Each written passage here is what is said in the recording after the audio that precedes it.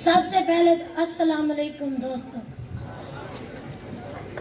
मेरा मौजू ये है कि सज़ा होनी चाहिए, क्योंकि सज़ा इस तरह है कि बहुत से बच्चे लड़ाई झगड़ा करते हैं, इस वजह से सर समझाएं तो फिर वो करेंगे, और न सर सज़ा दें तो उनको डर रहता है कि ये काम हमने नहीं करना। समझाएंगे तो वो फिर ऐसे ही काम करेंगे, 2-3 बार समझाएंगे तो वो ऐसे ही काम करेंगे। सजा देंगे तो उन्हें डर रहेगा, भाई हमने ये काम नहीं करना। Thank you.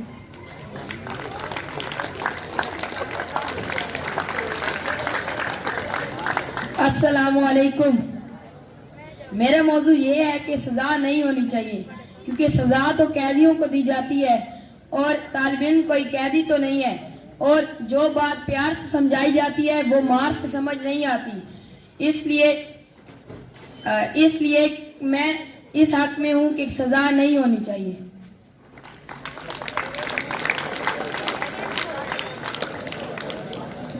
जैसे कि हमारे 7 वाले भाई ने कहा कि सजा नहीं होनी चाहिए, बच्चे कैदी नहीं है। ये बात दुरुस्त है कि बच्चे कैदी नहीं है, लेकिन बच्चे बहुत सी गलतियां करते हैं। बहुत से बच्चे ऐसे भी होते हैं जो समझाने से नहीं समझते, उनके लिए सजा का इस्तेमाल करना जरूरी होता है। अगर हम उनको सजा नहीं देंगे तो उनकी वजह से दूसरे बच्चों पर भी बुरा असर पड़ेगा। इसलिए मैं कहता हूँ कि सजा होनी चाहिए।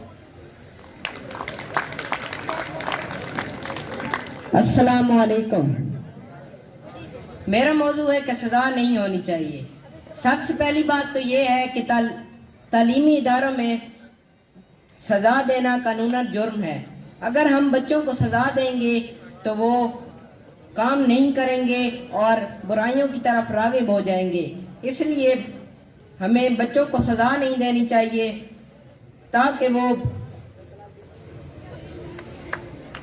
वो हमें उन्हें प्यार से समझाना चाहिए ताकि वो समझ सकें। शुक्रिया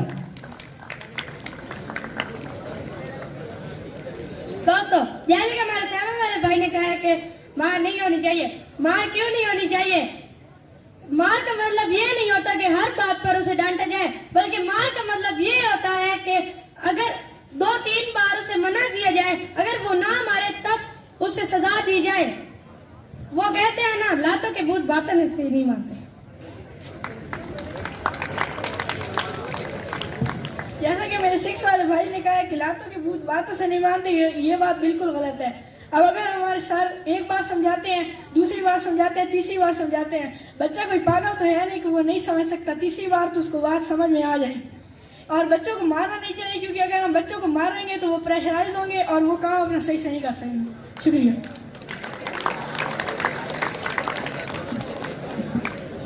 मेरे भाई, अगर वो तीसरी बार भी ना समझे तो फिर क्या करेंगे?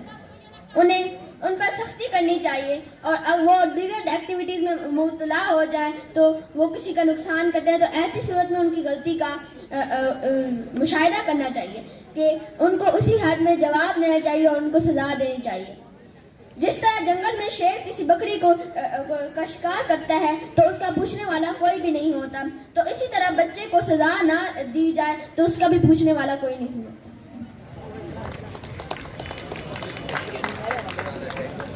अस्सलाम वालेकुम।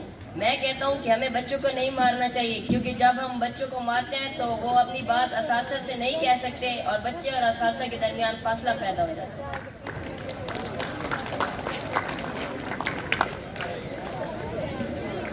हमारे 7 वाले भाई कह रहे हैं कि उस्तादा और बच्चों के दरमियान में फासला पैदा होता है, तो ये बात बिल्कुल गलत है, क्योंकि बच्चे आधे से ज़्यादा दिन तो स्कूल में असातिज़ा के पास होते हैं, उनमें फासला कैसे पैदा होगा?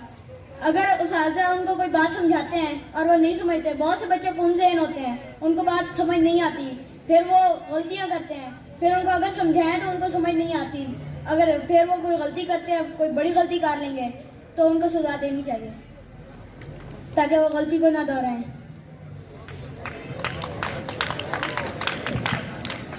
अस्सलाम वालेकुम।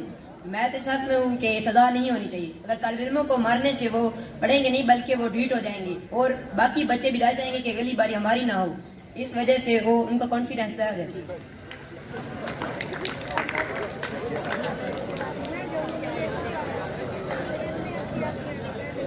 अगर कोई अगर कोई बच्चा फेल हो जाए तो वो अगली बार भी फेल हो जाता है। अगर हम उसे प्यार से समझाएंगे तो वो नहीं होगा। इसलिए मैं कहता हूँ उसको सजा देनी चाहिए और उसको अगली बार खौफ होगा कि वो पास हो, फर्स्ट पोजीशन है।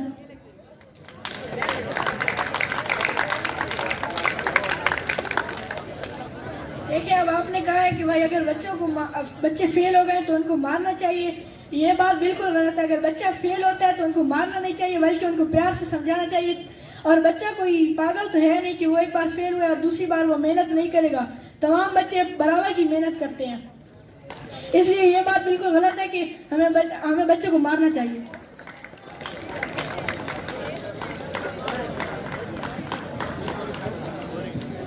अक्सर बच्चे स्कूलों में आते हैं एडमिशन के लिए तो उनके वालिदैन कहते हैं कि इन पर बर्डन ज़्यादा ना डालें, ये अभी बच्चे हैं फिर बाद में सीख जाएंगे। तो यही मसला है, तो बच्चे आहिस्ता आहिस्ता अपनी आदतों पर पक्के हो जाते हैं और बाद में उनको शिफ्ट करना, उन आदतों को शिफ्ट करना मुश्किल है।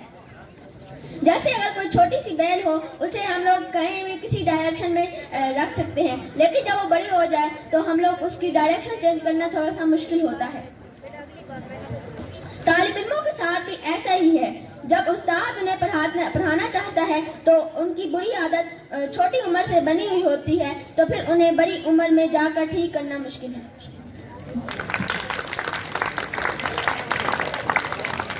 मैं इस हक में हूँ कि बच्चों को प्यार से पढ़ाना चाहिए कि अगर उस्ताद एक बच्चे को एक बार मारता है फिर उसे दूसरी बार भी मारेगा। जब उस्ताद बच्चे को तीसरी बार मारेगा तो वो ये समझेगा कि अब हर वक्त तो मुझे मार ही पड़ती रहती है कि मैं क्या करूं। तो अगर उस्ताद उसे प्यार से समझाएगा तो वो अपनी बुरी आदत को छोड़ देगा। दोस्तों, एक बच्चा था, वो बार बार फेल हो जाता था। पहली बार फेल हुआ, उसको पापा ने कहा कि अब बेटा आगे मेहनत करनी है। दूसरी बार फेल हुआ, पापा ने उसे वार्निंग दी कि फिर ना फेल होना, नहीं तो बहुत मार पड़ेगी। तीसरी बार फेल हुआ तो उसके अब्बू ने कहा चल पुत्र उन तक मेहनत सीधा करना। जब उसको मार पड़ी तो अगली बार वो फर्स्ट पोजीशन लेकर आया। तो पापा ने कहा कि ये काम मतलब पहली बार कर सकते हो, तो पहले तो सीधा सीख गया। देखिए, ये जो आप कह रहे हैं ना कि भाई अब बच्चे के बाप ने सिखाया कि एक बार फेल हुआ मैं तुम्हें बताऊंगा, दूसरी बार और तीसरी बार।